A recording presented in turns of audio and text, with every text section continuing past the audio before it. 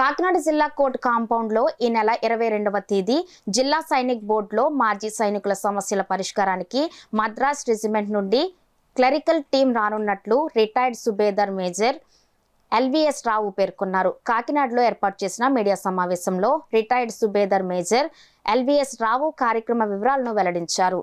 వారు వచ్చి మాజీ సైనికులకు సంబంధించినటువంటి పెన్షన్ పేమెంట్ ఆర్డర్లో ఉన్నటువంటి లోపాలను, తరువాత వారి రికార్డులో ఉన్నటువంటి లోపాలను సవరించుట, వారిది కానీ వారి యొక్క స్పౌస్ది కానీ పేరు లేక డేట్ ఆఫ్ బర్త్లో ఏదైనా తేడాలు ఉంటే దానిని సరిదిద్దుట.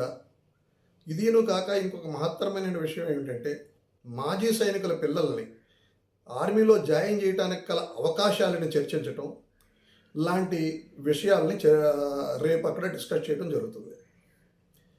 ఈ కార్యక్రమానికి మాజీ సైనికులు నాతో పాటుగా honorary captain ML Naidu, subedar major Suryanarayana తదితరులు పాల్గొన్నారు.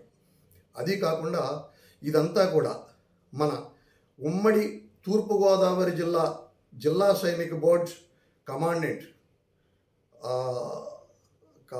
మేజర్ సత్యప్రసాద్ గారు ఆధ్వర్యంలో ఇది నిర్వహించడం జరిగింది.